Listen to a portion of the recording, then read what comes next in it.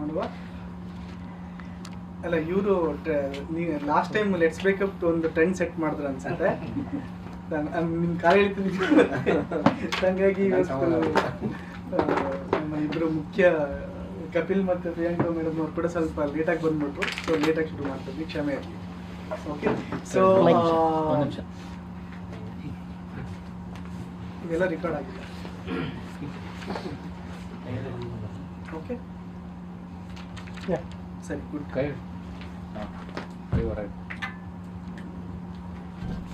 So ನಾವು ಹಳೆ bottle ಹೊಸ ವೈನು ಅಂತ ಈ ಕಾರ್ಯಕ್ರಮ ಶುರು ಮಾಡಿದ್ವಿ. ಅದಕ್ಕೆ ಬಹಳಷ್ಟು ಹೆಸರುಗಳಿಗೆ ಯಾಕೆ ಈ ಹೆಸರು ಅಂತಲೂ ಕೇಳ್ತಾ ಇರ್ತಾರೆ. ಸೊ ಅದ್ರದ್ದು ಯಾಕೆ ಕಾರಣ ಅಂತ ನೀವು ತಿಳ್ಕೊಬೇಕಂದ್ರೆ ಹಳೆ ವಿಡಿಯೋಗಳನ್ನ ನೋಡಿ, ಈ ಎಪಿಸೋಡ್ ಯೂಟ್ಯೂಬಲ್ಲಿ ಅದು ಗೊತ್ತಾಗುತ್ತೆ. ಸೊ ಈ ಕಾರ್ಯಕ್ರಮಕ್ಕೆ ಬರೋದಾದರೆ ನಾವು ಮೊದಲಿಗೆ ಹಲೋ ಕತೆಗಾರ ಅಂತ ಒಂದು ಸಂಚಿಕೆ ಮಾಡಿದ್ವಿ. ಅದಾದಮೇಲೆ ಹಲೋ ಕತೆಗಾರ್ತಿ ಅಂತ ಮಾಡಿದ್ವಿ. ದೆನ್ ಕವಿಗಳಿಗೆ ಕ್ಲಾಸ್ ಅಂತ ಒಂದು ಸಂಚಿಕೆ ಮಾಡಿದ್ವಿ. ಕೊನೆ ಸಂಚಿಕೆ ಕತೆ ಮತ್ತು ಚಿತ್ರಕಥೆ ಅಂತ ಮಾಡಿದ್ವಿ. ಸೊ ಈ ಸಾರಿ ಅದಾದಮೇಲೆ ಒಂದು ನಾವು 10 ಥೀಮ್ಗಳನ್ನ ಸೆಲೆಕ್ಟ್ ಮಾಡಿದ್ವಿ. ಸೊ ಮೊದಲನೇ ಥೀಮು ಈಗ ಆಗ್ತಾ ಇರೋದು 10 ಸೆಲೆಕ್ಟೆಡಲ್ಲಿ ಮೊದಲನೇ ಥೀಮು. ಸೊ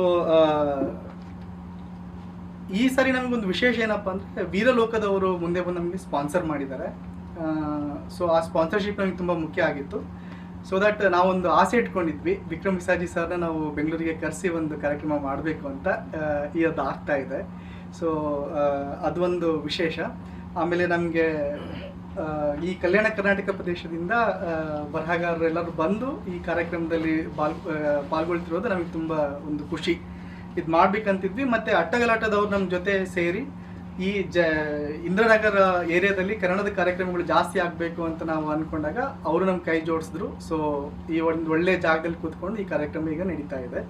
ಸೊ ಅವ್ರಿಗೊಂದು ಥ್ಯಾಂಕ್ಸ್ ಹೇಳ್ತಾ ಈಗ ಸೀದಾ ಕಾರ್ಯಕ್ರಮಕ್ಕೆ ನಾವು ಬರೋದಾದರೆ, ಕನ್ನಡದ ಬೇರು ಕಲ್ಯಾಣದ ತೇರು ಅನ್ನೋ ಈ ಟಾಪಿಕ್ ಇಟ್ಕೊಂಡು ಕನ್ನಡದ ಪ್ರಾಧ್ಯಾಪಕರು ಆಗಿರುವ ಜೊತೆಗೆ ಕಲ್ಯಾಣದಲ್ಲಿ ನೆಲೆಸಿರುವ ಹಿರಿಯ ಬರಹಗಾರರಾದ ವಿಕ್ರಮ್ ವಿಸಾಜಿ ಸರ್ ನಮ್ಮ ಜೊತೆ ಇದ್ದಾರೆ. ಅವ್ರನ್ನ ನಾವು ಬರಮಾಡ್ಕೊಳ್ಳೋಣ ಸ್ಟೇಜ್ ಮೇಲೆ.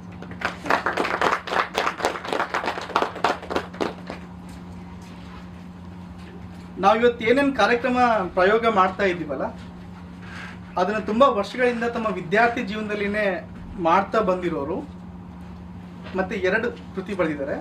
ಆ 2 ಕೃತಿಯಿಂದ ಅಪಾರ ಮನ್ನಣೆಗೆ ಪಾತ್ರ ಆಗಿರುವ ಕಪಿಲ ಪಿ ಹುನ್ನಬಾದೆ ಅವರಿದ್ದಾರೆ ನಮ್ಮ ಜೊತೆ. ಅವ್ರನ್ನ ಬರಮಾಡ್ಕೊಳ್ಳೋಣ.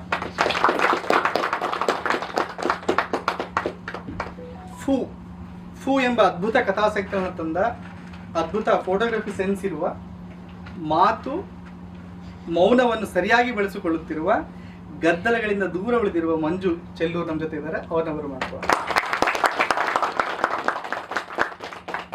ಸೊ ಕಲಬುರಗಿಯಲ್ಲಿದ್ದು ಬಹಳಷ್ಟು ಸಾಮಾಜಿಕ ಚಳವಳಿಯಲ್ಲಿ ತೊಡಗಿರುವ ಸ್ವಾಭಿಮಾನದ ಗತ್ತಿನ್ಯಾಗ ಎಂಬ ಚೊಚ್ಚಲ ಕವನ ಸಂಕಲನ ತಂದಿರುವ ಪ್ರಿಯಾಂಕಾ ಮಾವಿನ್ಕರ್ ಅವರು ನಮ್ಮ ಜೊತೆ ಇದ್ದಾರೆ. ಅವ್ರನ್ನ ಬರಮಾಡ್ಕೊಳ್ಳೋಣ.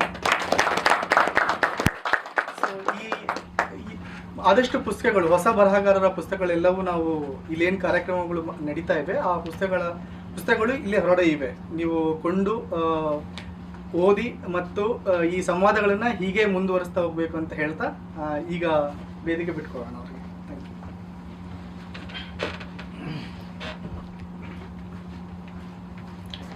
ಎಲ್ರಿಗೂ ನಮಸ್ಕಾರ. ನಮಗೂ ಇದು ಒಂದು ಸ್ವಲ್ಪ ವಿಶೇಷ ಕಾರ್ಯಕ್ರಮ.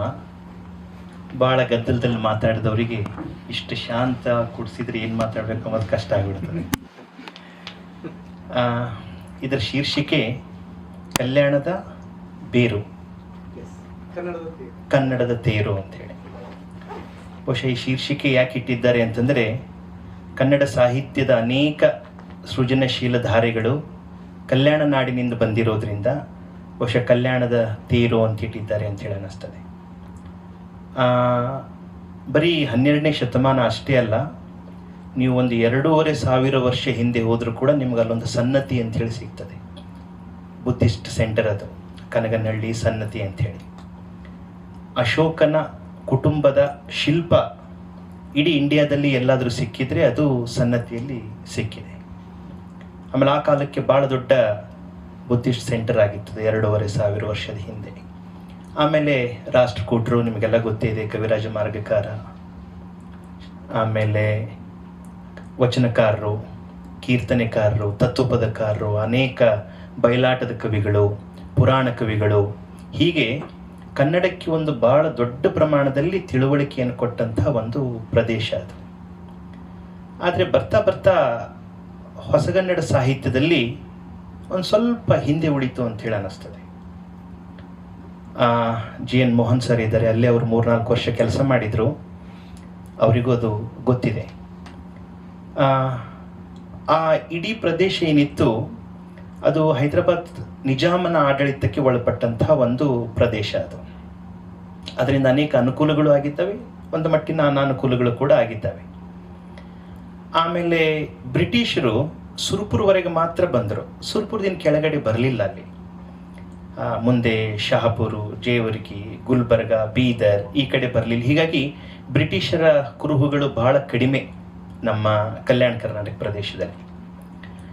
ಸ್ವಲ್ಪ ನಿಜಾಮರ ಕುರುಹುಗಳು ಬಹಳ, ಬಹುಮನಿ ಇರಬಹುದು, ಆದಿಲ್ ಶಾಹಿ ಇರಬಹುದು, ಬರೀದ್ ಶಾಹಿ ಇರಬಹುದು, ಅವ್ರದ್ದೆಲ್ಲ ಪ್ರಭಾವಗಳು ಬಹಳ. ಹೀಗಾಗಿ ಆಧುನಿಕ ಸಾಹಿತ್ಯದಲ್ಲಿ ಅಲ್ಲಿ ಸಾಹಿತ್ಯ ಇಲ್ಲ ಅಂತ ನಾನು ಹೇಳೋದಿಲ್ಲ, ಬಟ್ ಅದು ಏನೋ ಬೇರೆ ಬೇರೆ ತರಹ ಅದು ಕ್ರಿಯಾಶೀಲಗೊಂಡು. ಅಂದರೆ ಯಾರೋ ಪುರಾಣಗಳನ್ನು ಬರ್ಲಿಕ್ಕೆ ಶುರು ಮಾಡಿದ್ರು, ಯಾರೋ ತತ್ವಪದಗಳನ್ನು ಬರ್ಲಿಕ್ಕೆ ಶುರು ಮಾಡಿದ್ರು.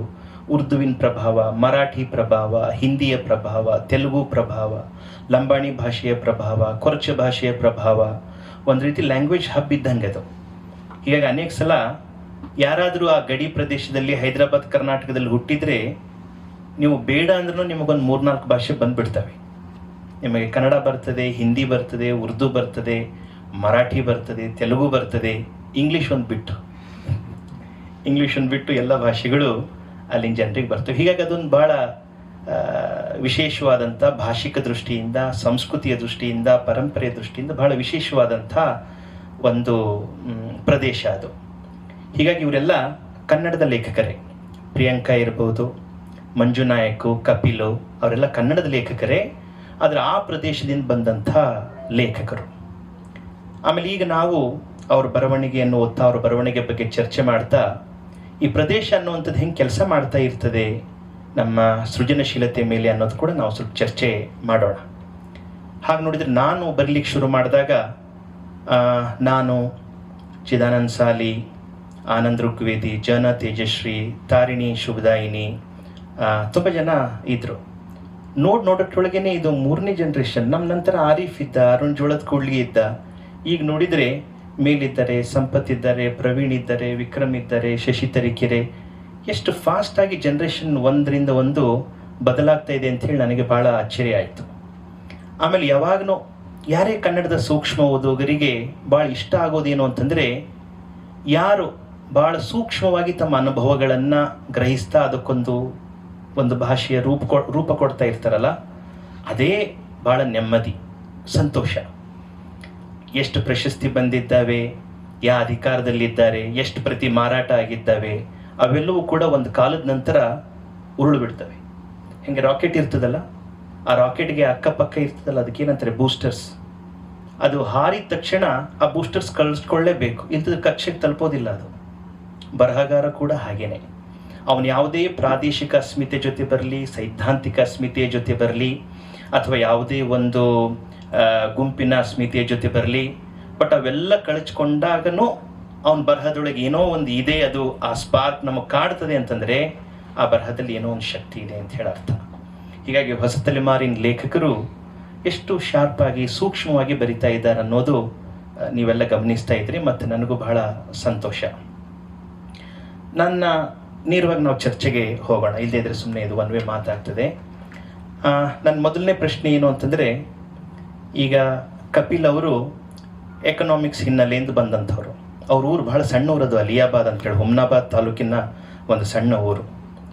ಪ್ರಿಯಾಂಕಾ ಅವರು ಭಾಳ ಕಷ್ಟದ ಒಂದು ಹಿನ್ನೆಲೆಯಿಂದ ಬಂದು ಸಾಹಿತ್ಯಕ್ಕೆ ತೆರೆದುಕೊಂಡವರು, ಬೇರೆಯವ್ರ ಮನೆಯಲ್ಲಿ ಕೆಲಸ ಮಾಡ್ತಾ ಆಮೇಲೆ ಸಾಹಿತ್ಯಕ್ಕೆ ತೆರೆದುಕೊಂಡವರು. ಮಂಜು ನಾಯಕ್ ಕೂಡ ಒಂದು ಸಣ್ಣ ಹಳ್ಳಿಯಿಂದ ಬಂದಿದ್ದಾರೆ. ಮಂಜು ನಾಯಕು ಎಕನಾಮಿಕ್ಸು ಅಲ್ಲ, ಜರ್ನಲಿಸಮ್, BSc ಮತ್ತು ಜರ್ನಲಿಸಮ್. ಆಮೇಲೆ ಪ್ರಿಯಾಂಕಾ ಅವರು MA ಕನ್ನಡ ಮಾಡಿದರು, ಆಮೇಲೆ ಜರ್ನಲಿಸಮ್. ಕಪಿಲು ಎಕನಾಮಿಕ್ಸ್. ನನ್ನ ಪ್ರಶ್ನೆ ಏನು ಅಂತಂದರೆ, ನೀವೆಲ್ಲ ಕೂಡ ಬೇರೆ ಬೇರೆ ಓದಿನ ಹಿನ್ನೆಲೆಯಿಂದ ಬಂದಂಥವ್ರು. ಆದರೆ ಈ ಕಥಾ ಜಗತ್ತಿಗೆ, ಕಾವ್ಯದ ಜಗತ್ತಿಗೆ, ಒಟ್ಟಾರೆ ಈ ಸಾಹಿತ್ಯಕ್ಕೆ ತೆರೆದುಕೊಂಡಂಥ ಆ ಕ್ಷಣ ಯಾವುದು ಅಂಥೇಳಿ, ಯಾಕೆ ಈ ಕಡೆ ಬರಬೇಕನ್ನಿಸ್ತು, ಯಾಕೆ ಸಾಹಿತ್ಯವನ್ನು ಓದಬೇಕನ್ನಿಸ್ತು, ಮತ್ತು ನಮ್ಮ ಅನುಭವಗಳನ್ನು ಇದೇ ಒಂದು ಪ್ರಕಾರಗಳಲ್ಲಿ ಹಿಡಿಬೇಕು, ಸಾಹಿತ್ಯದಲ್ಲಿ ರೂಪಿಸಬೇಕು ಅಂಥೇಳಿ ಯಾಕೆ ಅನ್ನಿಸ್ತು ಅಂಥೇಳಿ? ಕಪಿಲ್, ನೀವೇ ಶುರು ಮಾಡಿ.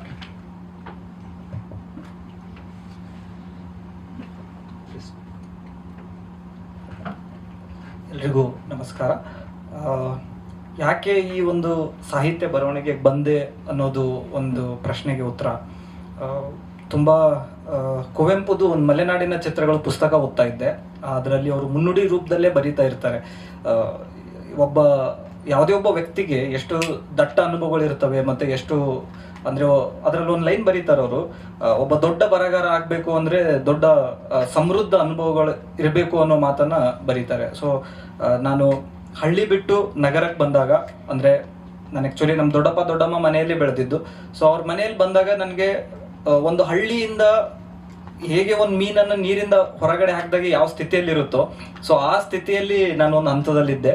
ಬಟ್ ಅಲ್ಲಿರ್ತಕ್ಕಂಥ ಪುಸ್ತಕಗಳು ನನಗೆ ಒಳ್ಳೆ ಫ್ರೆಂಡ್ ಆದವು. ಸೊ ಆ ಪುಸ್ತಕಗಳನ್ನ ಓದ್ತಾ ಆಮೇಲೆ ಬೇರೆ ಬೇರೆ ನಮ್ಮ ಮನೆಯಲ್ಲಿ, ಅಂದರೆ ನಮ್ಮ ದೊಡ್ಡಪ್ಪನ ಮನೆಯಲ್ಲಿ ಪುಸ್ತಕಗಳು ಓದ್ತಾ ಇದ್ರು. ಸೊ ಆ ಪುಸ್ತಕಗಳನ್ನು ಬಹುಬೇಗ ಸಿಕ್ಕಿರೋದ್ರಿಂದ ನನಗೂ ಕೂಡ ಅಂದರೆ ಕೆಲವು ಹಳ್ಳಿ ಅನುಭವಗಳು ಓದಿದಾಗ, ಫಾರ್ ಎಕ್ಸಾಂಪಲ್ ಅಂಬರೀಷ್ ನುಗ್ರುಣಿ ಕಥೆಗಳಿದ್ವು, ಮೊಗಳಿ ಗಣೇಶ್ ಅವ್ರ ಕಥೆಗಳಿದ್ವು, ಅವೆಲ್ಲ ಓದಿದಾಗ ನನ್ನ ಹಳ್ಳಿ ಅನುಭವಗಳೆಲ್ಲ ನನಗೆ ಮತ್ತೆ ಮತ್ತೆ ಬಂದು ತಲೆಗೆ ಹಿಟ್ ಮಾಡ್ತಾ ಇದ್ವು. ಮತ್ತೆ ನಾನು ಬರಿಬೋದಲ್ವಾ ನನ್ನ ಅನುಭವಗಳು ಅನ್ನೋದು ತುಂಬಾ ತಲೆಯಲ್ಲಿ ಬರ್ತಾ ಇತ್ತು.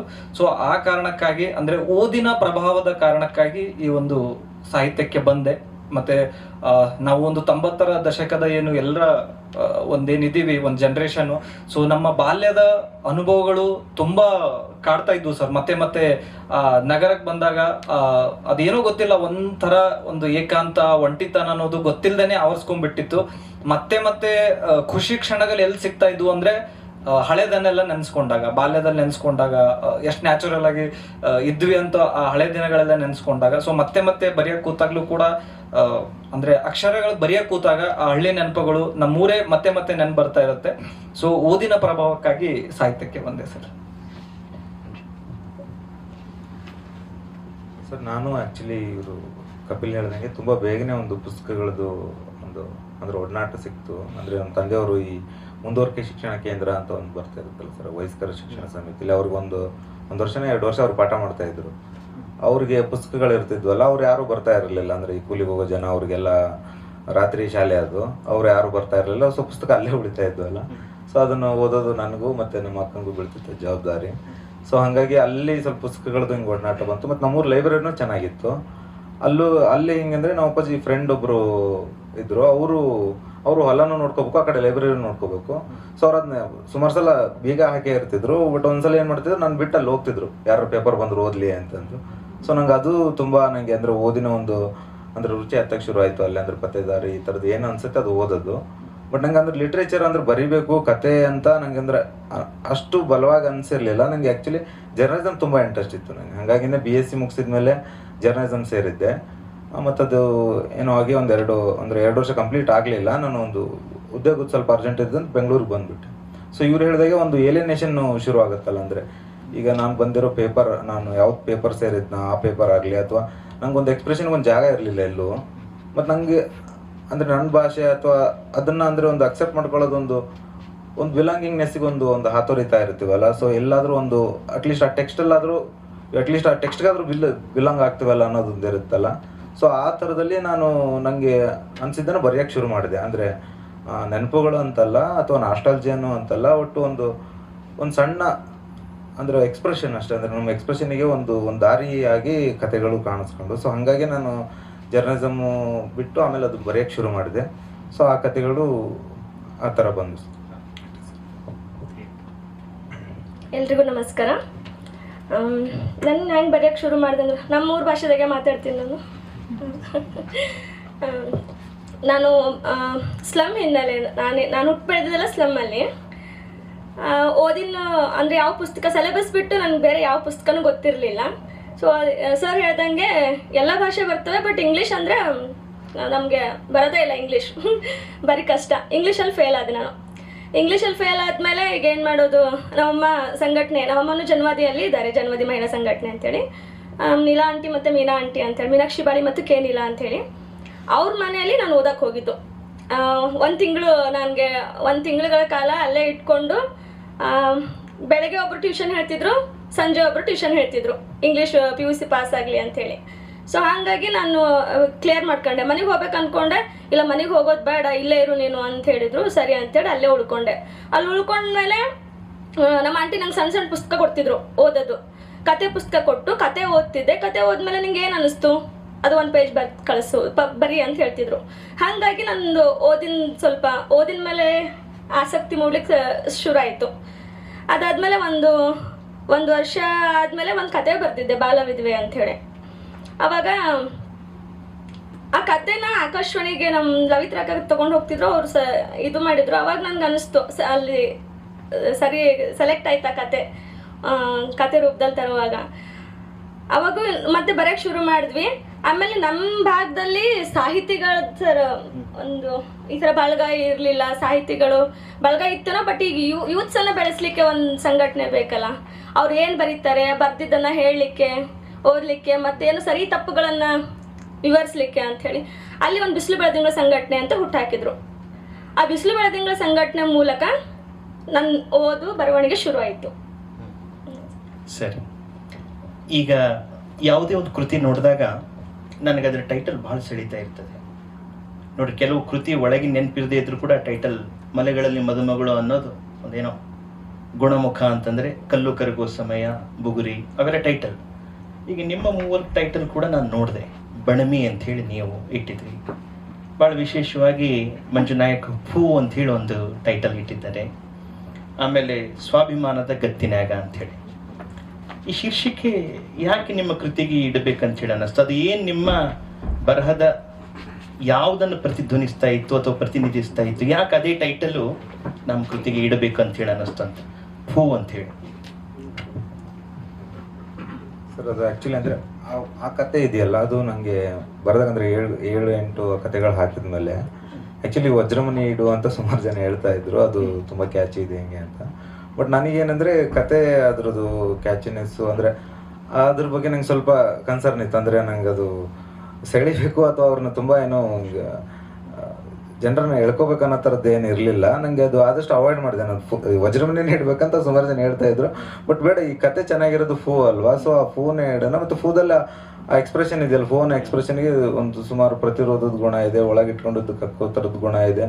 ಸೊ ಹಂಗಾಗಿ ನನಗೆ ಅದನ್ನೇ ಅಂದರೆ ಅದು ಬರಲಿ ಜನರ ಬಾಯಲ್ಲಿ ಅಂತಂದ್ರೆ. ಈಗ ಆಲ್ರೆಡಿ ಒಂದು ಆಲ್ರೆಡಿ ಯೂಸ್ ಮಾಡಿರೋ ಎಕ್ಸ್ಪ್ರೆಷನ್ ಇಡೋ ಬದಲು ಹೊಸ ಎಕ್ಸ್ಪ್ರೆಷನ್ ಅಲ್ಲ ಇದು. ಅಂದರೆ ಇದನ್ನು ಅದಕ್ಕೆ ಯಾಕೆ ಭಯ ಪಟ್ಕೊಳ್ಳೋದು, ಇದನ್ನು ಹೇಳೋಕ್ಕೆ ನಾನು ಅಂತ ಫೂ ಅಂತ ಅದನ್ನು ಅಂದರೆ ಫ್ಯಾಮಿಲಿಯರ್ ಇಲ್ಲದೆ ಇರ್ಬೋದು. ಫ್ಯಾಮಿಲಿಯರ್ ಇರೋದನ್ನೇ ಇಟ್ಟು ಅದನ್ನೇನು ಅಂದರೆ ಅವ್ರಿಗೇನು ಅಂದರೆ ಅವ್ರಿಗೆ ಅಟ್ರಾಕ್ಟ್ ಮಾಡ್ಬೇಕಂತ ಏನಿಲ್ಲ. ಸೊ ಇದನ್ನ ಫ್ಯಾಮಿಲಿಯರ್ ಮಾಡಿದ್ರೆ ಆಯಿತು. ಸೊ ಆ ಫೂ ಇರಲಿ ಅಂತಲೇ ಸ್ವಲ್ಪ ಸರ್ ಜಗಳನೇ ಆಡಿ ಇಟ್ಟಿದ್ದು ಸರ್. ಅದು ಚೆನ್ನಾಗಿದೆ.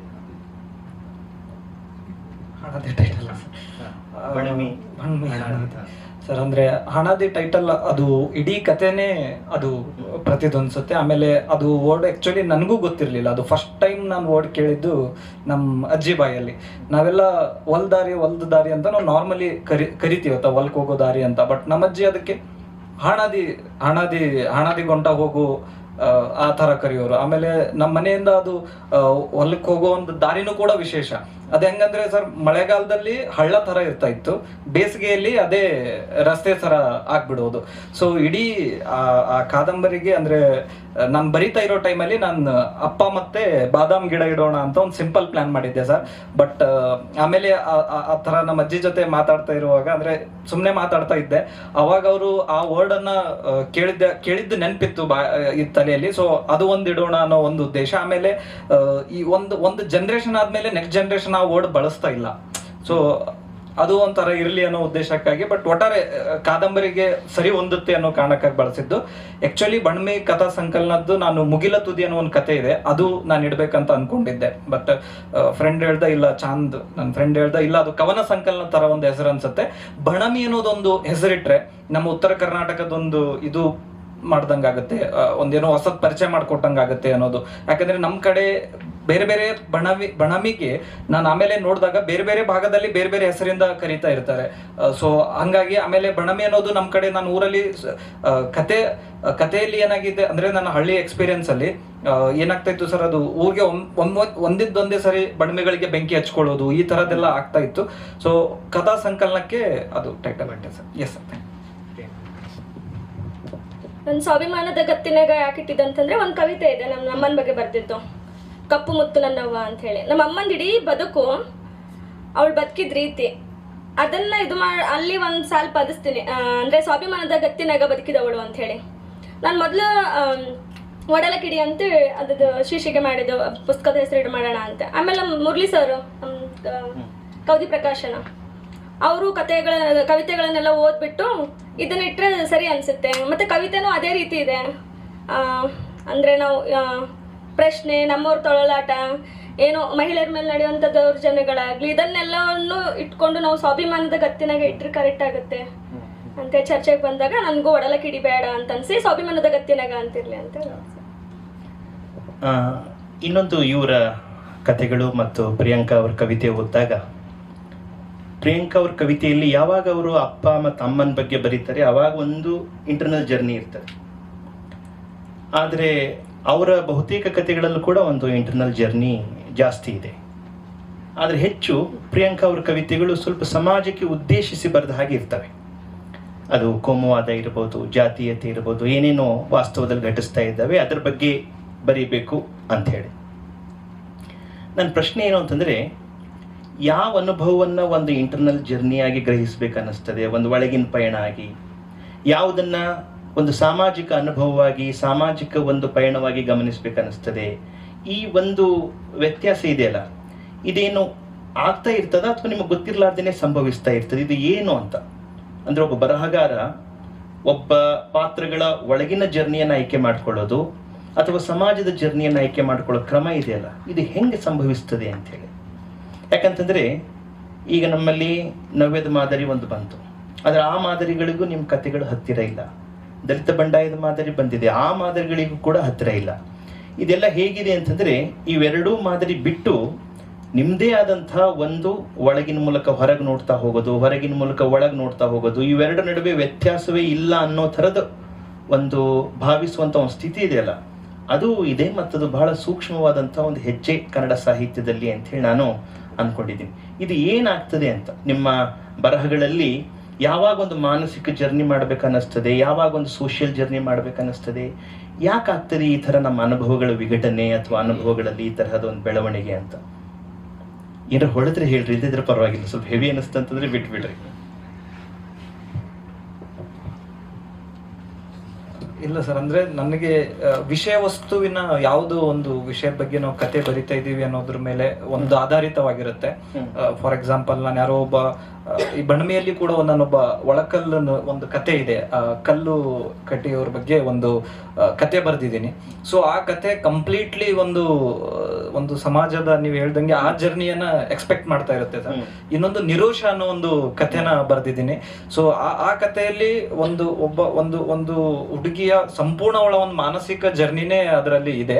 ಬಟ್ ನೀವು ಹೇಳ್ದಂಗೆ ಸರ್, ಅದು ಒಂದು ಸರಿ ಇಂಟರ್ನಲ್ ಇರೋದು ಎಕ್ಸ್ಟರ್ನಲ್ ಆಗ್ತಾ ಇರುತ್ತೆ. ಅದು ನಮಗೆ ಗೊತ್ತಿರಲಾರ್ದೇನೆ ಅದು ಆಗ್ತಾ ಇರುತ್ತೆ. ಅಂದ್ರೆ ನನಗೇನ್ ಅನ್ಸುತ್ತೆ ಅಂದ್ರೆ, ನಮ್ಮ ಎಲ್ಲ ಒಂದು ಒಳ ಜರ್ನಿಗೂ ಕೂಡ ಹೊರಗಿನ ಜರ್ನಿ ತುಂಬಾ ಪ್ರಭಾವ ಬೀರುತ್ತೆ ಅಂತ ನನಗೆ ಅನ್ಸುತ್ತೆ ಸರ್. ಅಂದ್ರೆ ಕಪಿಲ್ ಹೇಳಿದಾಗ, ಅಂದ್ರೆ ಹೊರಗಿನ ಜರ್ನಿ ಅಥವಾ ಅಂದ್ರೆ ಇವು ಸಮಾಜ ಹೇಳ್ತೀವಲ್ಲ, ಅಂದ್ರೆ ಸಮಾಜದೊಳಗೆ ನಾವಿರೋ ತರ ಸಮಾಜ ನಮ್ಮೊಳಗಿರುತ್ತೆ ಅಂತ ಒಂದು ಜಿಡ್ಡು ಇವರೆಲ್ಲ ಹೇಳ್ತಿರ್ತಲ್ಲ ಸರ್, ಹಂಗೆ. ಸೊ ಅದು ಎರಡು ಬೇರೆ ಬೇರೆ ಮಾಡೋಕ್ಕಾಗೋದಿಲ್ವೇನೋ ಅಂತ ಅನ್ಸುತ್ತೆ ಸರ್ ಅದು. ಸೊ ಹಾಗಾಗಿ ಆ ಸಮಾಜದ ಇಂಪ್ರಿಂಟ್ಸ್ ನಮ್ಮೊಳಗಿರೋದ್ರಿಂದ ನಾವು ನಮ್ಮ ಬಗ್ಗೆ ಬರ್ಕೋತೋದ್ರು ಸಮಾಜದ ಬಗ್ಗೆನೇ ಬರಿತೀವಿ ಅಂತ ಅನ್ಸುತ್ತೆ. ಅಂದ್ರೆ ಅದ್ರದ್ದು ಒಳ್ಳೇದು ಕೆಟ್ಟದ್ದು ಎರಡು ಇಂಪ್ರಿಂಟ್ಸ್ನು ಅದರಲ್ಲಿ ಎಕ್ಸ್ಪ್ರೆಸ್ ಆಗ್ತಿರ್ತವೆ ಅನ್ಸುತ್ತೆ. ಸೊ ಅದು ನೀವು ಹೇಳ್ದಂಗೆ ಅದು ಎರಡು ಒಟ್ಟೊಟ್ಟಿಗೆ ಬರ್ತಾ ಇದೆ ಅನ್ಸುತ್ತೆ ಸರ್. ಬಟ್ ಒಂದು ಅಂದ್ರೆ ನೀವು ಹೇಳ್ದಂಗೆ ಅಂದ್ರೆ ಹೊರಗಿನ ಅಂದ್ರೆ ಉದ್ದೇಶ ಅಂದ್ರೆ ಹೊರಗಿನ ಅಂದ್ರೆ ಒಂದು ಓವರಾಲ್ ಎದ್ದು ಕಾಣೋ ಥರದ್ದೊಂದು ಸಾಮಾಜಿಕ ವಿಷಯಗಳ ಬಗ್ಗೆ ಬರಿಬೇಕಾದ್ರೆ ಒಂದು ಡಿಸ್ಟೆನ್ಸ್ ಇಟ್ಕೊಂಡು ಬರಿಬೇಕಾಗತ್ತೆ. ಅಂದ್ರೆ ಒಂದು ಥರ್ಡ್ ಪರ್ಸನ್ ಹಿಂಗೇನೋ ಇಟ್ಕೊಂಡು ಬರೆಯೋ ಪ್ರಯತ್ನ ಮಾಡ್ತೀವಿ, ಅಥವಾ ಆ ಪಾತ್ರಗಳನ್ನ ತುಂಬ ಅಪ್ರೋಪ್ರಿಯೇಟ್ ಮಾಡ್ಕೊಳ್ಳೋದು, ಒಂದು ಸ್ವಲ್ಪ ದೂರ ನಿಂತು ಹೇಳುವ ಅಥವಾ ಒಂದು ಎಮೋಷನಲ್ ಡಿಸ್ಟೆನ್ಸಲ್ಲಿ ಆ ಪ್ರಯತ್ನ ಮಾಡ್ಬೋದು ಅನ್ಸುತ್ತೆ. ಆ ಥರದ ಕಥೆಗಳು ತೊಗೊಂಡಾಗ ಬಟ್ ಅದು ಒಂದೇ ತುಂಬ ಪರ್ಸನಲ್ ಡೀಟೇಲ್ಸಿಂದ ಬಂದಾಗ ಅಥವಾ ಒಂದು ನಮ್ಮ ಕಮ್ಯುನಿಟಿಗಳ ಡೀಟೇಲಿಂದ ಬಂದಾಗ ಅಲ್ಲಿ ನಮಗೆ ಒಂದು ರೈಟ್ಸ್ ಇರುತ್ತೆ, ಅಂದರೆ ಒಂದು ಸಣ್ಣ ರೈಟ್ಸ್ ಇರುತ್ತೆ. ಸೊ ಅಲ್ಲಿ ನಾವು ಅಂದರೆ ತುಂಬ ಪರ್ಸನಲ್ ಆಗಿ ಬರ್ಕೋಬೋದು ಅಂತ ಅನ್ಸುತ್ತೆ ಸರ್. ನನಗನ್ಸಿ ಸರ್, ನಾನು ಹೊರಗಡೆ ನಡೀತಿರೋ ವಾತಾವರಣಕ್ಕೆ ಸಂಬಂಧಪಟ್ಟಂಗೆ ನಾನು ಅಲ್ಲೇ ಇದ್ದೀನಿ ಅಂತ ಅನ್ಸುತ್ತೆ. ಈ ಸಮಾಜವನ್ನು ಪ್ರತಿನಿಧಿಸ್ತೀನಿ. ಮತ್ತು ನನ್ನ ಹಿನ್ನೆಲೆ ಏನಂತಂದರೆ, ಹಿಂದೂ ಮುಸ್ಲಿಂ ಒಟ್ಟಾಗಿ ಬಾಳೋ ಏರಿಯಾ ನಮ್ಮದು ರಾಮ್ಜಿನಗರ್ ಅಂತ ಹೇಳಿ ಬರುತ್ತೆ. ಈ ಒಂದು ರೋಡ್ ಅಡ್ಡ ಆಗಿದ್ರೆ ಮುಂದೆ ಹೋದರೆ ಮೆಹಬೂಬ್ ನಗರ್ ಅಂತ ಬರುತ್ತೆ. ಸೊ ಇವಾಗೂ ಯಾರಾದರೂ ಕೇಳಿದ್ರೆ ನಮಗೆ ಎಲ್ಲಿದ್ದೀರಿ ಅಂತಂದರೆ ರಾಮ್ಜಿನಗರ್ ಅಂತಂದ್ರೆ, ಓ ಛೋಟಾ ಪಾಕಿಸ್ತಾನದಲ್ಲಿ ಇದ್ದೀರಾ ಅಂತ ಕೇಳ್ತಾರೆ. ಈ ರೀತಿ ಇದು ಮಾಡ್ತಾರೆ ಬೇರೆ ಎಲ್ಲ. ಸೊ ನಮ್ಮದು ಅಂದರೆ ನಾವು ಹಿಂದೂ ಮುಸ್ಲಿಂ ಕೂಡಿ ಬಾಳೋದೊಂದು ಸಂಸ್ಕೃತಿ ಇದೆ ನಮ್ಮ ಕಡೆ. ಹಬ್ಬಗಳ ಆಚರಣೆ ಆಗಲಿ, ಮತ್ತು ನಾವೆಲ್ಲ ಬೆಳೆದಿದ್ದು ಅವ್ರ ಮನೆಯಲ್ಲೇ. ನಾವು ಚಿಕ್ಕವರಿದ್ದಾಗ ಅವ್ರ ಮನೇಲಿ ಹೋಗ್ತಿದ್ವಿ, ಅವ್ರು ನಮ್ಮ ಮನೆಗೆ ಬರ್ತಿದ್ವಿ. ಆ ಥರ ಒಂದು ವಾತಾವರಣ ಇತ್ತು. ಅದು ಬರ್ತಾ ಬರ್ತಾ ಬೇರೆ ರೀತಿ ಆಯಿತು. ಅಂದರೆ ಕೋಮುವಾದ, ಜಾತಿ ಕಾರಣಕ್ಕಾಗಿ ಸಣ್ಣ ಸಣ್ಣ ಮಕ್ಕಳ ಮನಸ್ಸಲ್ಲೇ ಇವಾಗ ಹಿಂದೂ ಮುಸ್ಲಿಂ ಅನ್ನೋ ಭೇದ ಭಾವ ಬಂದಿದೆ. ಸೊ ಅದನ್ನು ನೋಡಿದರೆ ನನಗೆ ಕಾಡುತ್ತೆ. ಅವಾಗ ನಾನು ಈ ಸಮಾಜದೊಳಗೆ ಇದ್ದೀನಿ, ಇಲ್ಲೇ ಇದ್ದೀನಿ. ಸೊ ಅದನ್ನು ನಾನು ಪ್ರತಿನಿಧಿಸ್ತೀನಿ. ನನಗೆ ವೈಯಕ್ತಿಕ ಮತ್ತು ಹೊರಗೆ ಅಂತ ಅನಿಸ್ಲಿಲ್ಲ. ಅಪ್ಪ ಅನ್ನೋದು ಬರ್ದಿದ್ದು ನಾನು ಪಂಜಾಬಲ್ಲಿ ರೈತರ ಇದು ಆಯ್ತಲ್ಲ ಸತ್ಯಾಗ್ರಹ, ಅವಾಗ ಅಪ್ಪ ಅನ್ನೋದು ಅಲ್ಲಿಂದ ಒಬ್ಬ ರೈತನ ಬಗ್ಗೆ ನಾನು ಬರ್ದಿರೋದು ಸರ್. ನಾನು ಯಾಕೆ ಈ ಪ್ರಶ್ನೆ ಕೇಳಿದೆ ಅಂತಂದರೆ, ಸಹಜವಾಗಿ ಯಾರೇ ದೊಡ್ಡ ರೈಟರನ್ನು ನೋಡಿದರೆ ಅವರು ಹೊರಗಿನ ಜಗತ್ತು ನೋಡೋದಿಲ್ಲ ಅಂತಲ್ಲ, ಆದರೆ ನಮ್ಮ ಒಳಗಿನ ಜಗತ್ತು ದೊಡ್ಡದಾಗಿ ಇರದೇ ಇದ್ದರೆ ನೀವು ಹೊರಗಿನ ಜಗತ್ತನ್ನು ಹೇಗೆ ನೋಡಿದರೂ ಕೂಡ ಅದು ಸರಿಯಾಗಿ ಇಂಟರ್ನಲೈಸ್ ಆಗಲ್ಲ. ಬಹಳ ಸಲ ಲೇಖಕರು ಏನು ತಿಳ್ಕೊಂಡಿದ್ದಿರ್ತೀವಿ ಅಂತಂದರೆ, ನಾವು ಹೊರಗೆ ಪ್ರತಿಕ್ರಿಯಿಸಬೇಕು, ಹೊರಗೆ ನಾವು ಏನೋ ಒಂದು ಹೇಳಬೇಕು ಅಂಥೇಳಿ.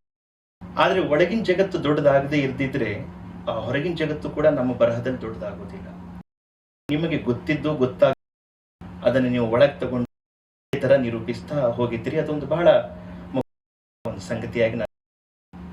ಆದರೆ ನನಗೆ ಇನ್ನೊಂದು ಅಚ್ಚರಿ ಅಂತ, ಹಾಗೆ ನಿರೀಕ್ಷೆ ಮಾಡಬಾರ್ದು. ಹೊಸ ಬರಹಗಾರರು ಅಂತ ಒಂದು ಪ್ರೇಮ ಕಥೆ ಇರಬಹುದು, ಪ್ರೇಮ ಕವಿತೆ ಬರೆದಿರಬಹುದು ಅಂತೇಳಿ ಅನ್ಕೊಂಡಿದ್ದೆ ನಿಮ್ಮಿಬ್ಬರು. ಆಮೇಲೆ ಮಂಜು ಕಥೆ, ಅವ್ರು ಬಹಳಷ್ಟು ಕಥೆಗಳಲ್ಲಿ ಮತ್ತದು ಒಂಥರ ಸಾವು, ಜಯತ್ಯ ಸಾವಿರಬಹುದು, ಅಥವಾ ಹುಸೇನಿಯ ಒಬ್ಬ ಬೇಸಿಗೆ ಕೊಂದು ಬಿಡ್ತಾಳಲ್ಲ, ಅಥವಾ ಇನ್ನೊಬ್ಬನೇ ಅವನು ಎಳ್ನೀರು ತರುವಾಗ ಅವನು ಕೊಲೆ ಆಗಿಬಿಡ್ತದ, ಅವನು ಕೊಲೆ ಆಗಿರಬಹುದು. ಶರಣಪ್ಪ ಅವನು ಹೆಣ ಹೊಳೆಯಲ್ಲಿ ತೇಳ್ಕೊಂಡು ಬರ್ತಾ ಇರ್ತದೆ. ಕಪಿಲ ಕಥೆಯಲ್ಲಿ ಪಾದ್ರಿಗಳು, ಆಮೇಲೆ ಅವರಿಬ್ಬರು ಮಾವಿನ ಮರ ಇರ್ತಾರಲ್ಲ, ಆಮೇಲೆ ಇನ್ನು ಬೇರೆ ಬೇರೆ ಕಥೆಯಲ್ಲೂ ಈ ಸಾವು ಬರ್ತದೆ. ಇಷ್ಟು ಯಾಕೆ ಬರ್ತದೆ ಅಂತ ನನಗೆ ಈ ಅಸಹಜ ಸಾವು, ಈ ಸಾವು ಒಳಗೆ ನಿಮ್ಮ ಸೃಜನಶೀಲ ಒಂದು ಗಣವಾಗಿ ಯಾಕಷ್ಟು ದಟ್ಟವಾಗಿ ಈ ವಯಸ್ಸಲ್ಲ ನಾವೇನೋ ಬಹಳ ಅದ್ಭುತವಾದಂತಹ ಒಂದು ಪ್ರೇಮ ಕವಿತೆ ಅದು ಬರೀತೀರೇನೋ ಅಂತ ಹೇಳಿ ಇಷ್ಟು ದುರಂತವಾದಂತ ಕಥೆಗಳನ್ನು ಹೇಳ್ತಾ ಇದ್ದೀವಿ. ಇದು ಏನ್ ಕಾರಣ ಅಂತ?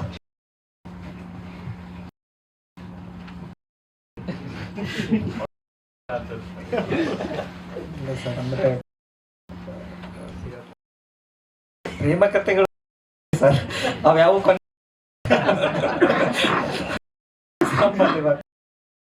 ಸ್ಟಾರ್ಟಿಂಗ್ ಅನ್ನೋ ಒಂದು ಪಾತ್ರ ಬರುತ್ತೆ ಸರ್, ಅದು ಮತ್ತೆ ಮುಂದೆ ಹೋಗೋದೇ ಇಲ್ಲ ಸರ್. ಜೀವನದಲ್ಲೂ ಅದೇ ತರ ತುಂಬಾ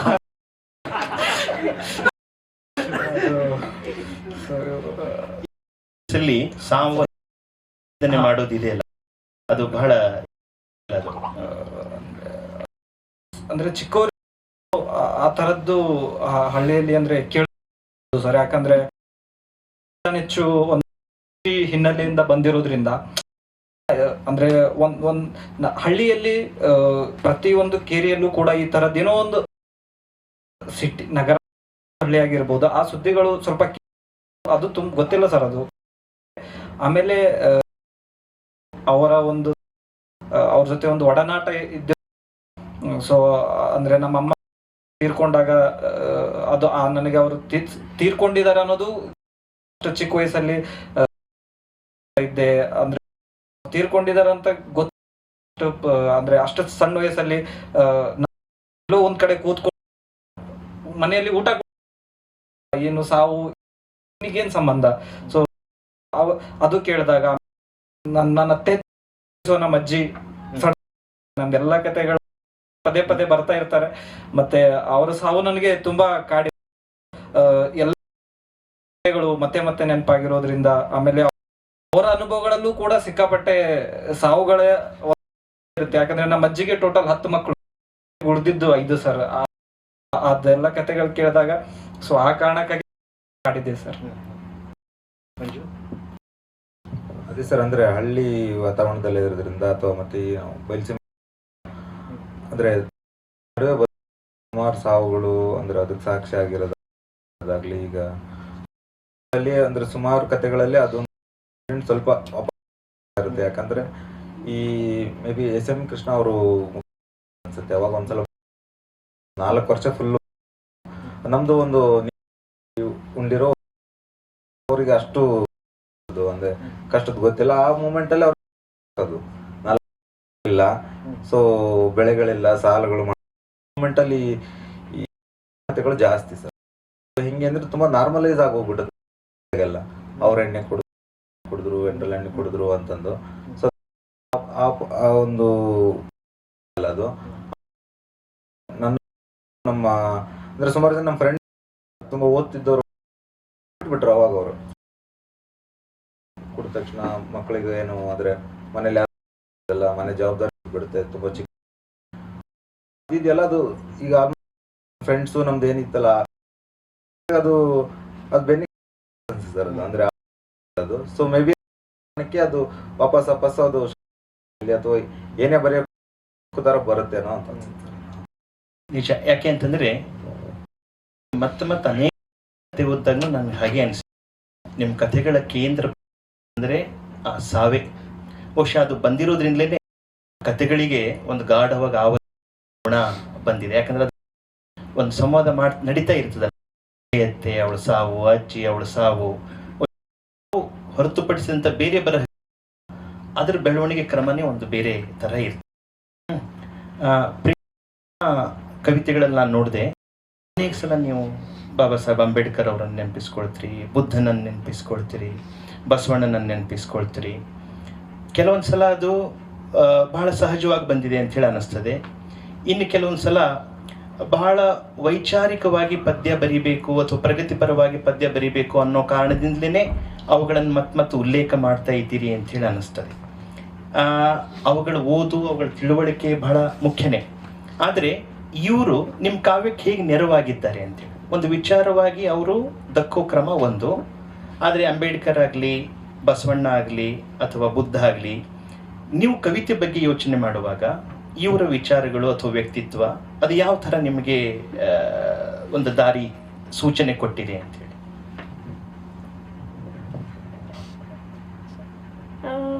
ಸರ್, ಮುಂಚೆ ನಾನು ಅಂದರೆ ವೈಚಾರಿಕವಾಗಿ ನನಗೆ ಅಷ್ಟು ತಿಳುವಳಿಕೆ ಇಲ್ದಾಗ ತುಂಬ ದೇವ್ರ ಭಕ್ತಿ ಆಗಿದ್ದೆ. ತುಂಬ ದೇವ್ರ ಭಕ್ತಿ ಆಗಿದ್ದೆ. ಸೊ ಯಾವಾಗ ನನಗೆ ಅಂಬೇಡ್ಕರ್ ಬಗ್ಗೆ ತಿಳ್ಕೊಳಕ್ಕೆ ಶುರು ಮಾಡಿದೆ, ಬುದ್ಧರವ್ರ ಬಗ್ಗೆ ತಿಳ್ಕೊಳಕ್ಕೆ ಶುರು ಮಾಡಿದೆ, ಬಸವಣ್ಣನವ್ರ ವಚನಗಳು ಓದಕ್ಕೆ ಶುರು ಮಾಡಿದೆ, ಅವಾಗ ಅನಿಸ್ತು ಈ ದೇವರನ್ನು ಇದರಿಂದ ದೂರ ಬಂದೆ ನಾನು. ಬಂದು ಇವ್ರ ಬಗ್ಗೆ ಇದು ಮಾಡಿದೆ. ಮತ್ತು ಆ ಕವಿತೆಯಲ್ಲಿ ಬಂದ ಕವಿತೆಗಳೆಲ್ಲವೂ ಬೌದ್ಧ ಪೌರ್ಣಿಮೆ ದಿನ ಏನೋ ಒಂದು ಇನ್ಸಿಡೆಂಟ್ ಆಯ್ತೆಲ್ಲೋ, ತುಂಬ ಜನ ಸತ್ತು ಹೋಗ್ತಾರೆ, ಆವಾಗ ಬುದ್ಧನ ಬಗ್ಗೆ ಬರ್ತಿತ್ತೆ. ಕೊರೋನಾ ಸಂದರ್ಭದಲ್ಲಿ ಬುದ್ಧನ ಇಟ್ಕೊಂಡು ಬರ್ತಿತ್ತು. ಈ ರೀತಿ ನಾನು ಬುದ್ಧನನ್ನ, ಅಂಬೇಡ್ಕರ್ ಅವರನ್ನ ಮತ್ತೆ ಬಸವಣ್ಣನವರನ್ನು ನೋಡಿದ್ದು. ಆಮೇಲೆ ಈಗ ನನಗೆ ಇನ್ನೊಂದೇನು ನಿಮ್ಮ ಕಥೆಗಳ ಬಗ್ಗೆ ಅಂತಂದರೆ, ಈ ನೆನಪುಗಳಿರ್ತಾವಲ್ಲ, ಆ ನೆನಪುಗಳು ಪ್ರತಿಯೊಂದು ಪಾತ್ರಕ್ಕೂ ಕೂಡ ಬಹಳ ಆವರಿಸ್ತಾ ಇರ್ತವೆ. ಒಬ್ಬ ಅಪ್ಪ ಇರ್ತಾನಲ್ಲ, ಬಂಕೊಳಗೆ ಕೂತು ತಂದೆಲ್ಲ ನೆನಪುಗಳು ಎಲ್ಲ ಮತ್ತೆ ನೆನಪಿಸ್ಕೊಳ್ತಾ ಇರ್ತಾನೆ. ಆಮೇಲೆ ನಿಮ್ಮ ಒಂದು ಕಥೆಯಲ್ಲೂ ಕೂಡ ಬರ್ತದೆ ಏನು ಅಂತಂದರೆ, ಆ ನೆನಪುಗಳು ಇರ್ತವೆ, ಅದರ ಹೊಲಿಗೆ ಬಿಚ್ಚಿದಿರ್ತದೆ, ಇನ್ನೊಂದ್ಸಲ ಹೊಲಿಗೆ ಹಾಕಬೇಕು ಅಂದರೆ ಅವು ಮತ್ತೆ ನೆನಪುಗಳು ಮುಂದೆ ಓಡ್ತಾ ಇರ್ತವೆ ಅಂತೇಳಿ. ನಿಮ್ಮ ಕಥೆಗಳಲ್ಲಿ ಈ ವಾಸ್ತವ ಅಂದರೆ ಏನು, ಅಥವಾ ನೆನಪು ಅಂತಂದ್ರೇನು ಮತ್ತು ಕಲ್ಪನೆ ಅಂದ್ರೇನು, ಇವು ಮೂವರ ಒಂದು ಹೆಣಿಗೆ, ಈ ಮೂರರ ಹೆಣಿಗೆ ಯಾವ ಥರ ಆಗ್ತಾ ಇರ್ತದೆ ಅಂತೇಳಿ. ಯಾಕಂದರೆ ಎಲ್ಲೋ ವಾಸ್ತವದಲ್ಲಿ ಘಟನೆ ನಡೀತಾ ಇರ್ತದೆ, ಅವನು ಯಾವುದೋ ಒಂದು ಕಲ್ಪನಾ ಲೋಕಕ್ಕೆ ಹೋಗ್ತಾನೆ. ಅವನು ಹುಚ್ಚ ಶೈಲು ಯಾರೋ ಇರ್ತಾರಲ್ಲ ನಿಮ್ಮ ಕಥೆಯಲ್ಲ, ಹಾಂ. ಆಮೇಲೆ ನಿಮ್ಮಲ್ಲೂ ಕೂಡ ಪಾತ್ರಗಳು ಬೇರೆ ಕಡೆ ಹೋಗ್ತಾ ಇರ್ತವೆ. ಹೀಗಾಗಿ ಇವುಗಳನ್ನು ಹೆಂಗೆ ನೋಡ್ತೀರಿ ಅಂತ ಕಥೆಗಾರರಾಗಿ, ನೆನಪು, ವಾಸ್ತವ ಮತ್ತು ಕಲ್ಪನೆ ಇವುಗಳ ಸಂಬಂಧ ಹೆಂಗೆ ಗ್ರಹಿಸ್ಕೊಳ್ತೀರಿ ಅಂತ. ಉಳಿತಾ ಇಲ್ಲ ಅಂತಂದ್ರೆ ಬಿಟ್ಬಿಟ್ರಿ.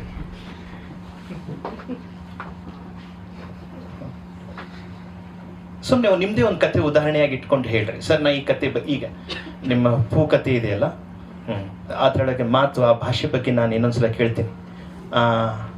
ಆ್ಯಕ್ಚುಲಿ ಅವನು ತಪ್ಪಿ ನಿನ್ನ ಹೊಟ್ಟೆ ಗುಟ್ಟೇನೆ, ಅವನು ಆ್ಯಕ್ಚುಲಿ ನನ್ನ ಹೊಟ್ಟೆ ಗುಟ್ಟಬೇಕಿತ್ತು ಅಂತೇಳಿ ಅನ್ನೋ ಥರ ಅವಳು ಒಮ್ಮೆ ತನ್ನ ನೆನಪಿಗೆ ಜಾರ್ತಾಳಲ್ಲ, ಅದು ಹೇಗೆ, ಅಲ್ಲಿ ಏನು ವಾಸ್ತವ, ಯಾವ್ದು ನೆನಪು, ಯಾವ್ದು ಕಲ್ಪನೆ, ಒಬ್ಬ ಕಥೆಗಾರರಾಗಿ ಈ ಮೂವರ ನಡುವಿನ ಸಂಬಂಧ ಹೆಂಗೆ ಜೋಡಿಸ್ತಾ ಹೋಗ್ತೀರಿ ಅಂತ.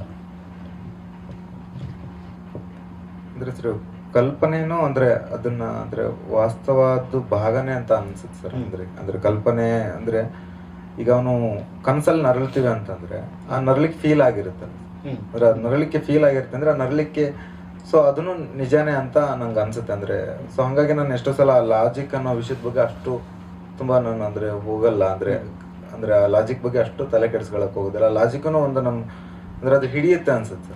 ಸೊ ಹಂಗಾಗಿ ಅಂದ್ರೆ ಕಲ್ಪನೆ ಬಗ್ಗೆ ಅಂದ್ರೆ ಇವನ್ ಇನ್ನೊಂದು ಕನಸಿನ ವಾಸನೆ ಅಂತ ಒಂದು ಕತೆ ಇದೆ, ಅದ್ರಲ್ಲೂ ಕನಸುಗಳು ಈ ತರದ್ದು ಬರುತ್ತೆ, ಮತ್ತೊಂದು ಮಿಣುಕುಗಳ ಅಂತ ಬರುತ್ತೆ.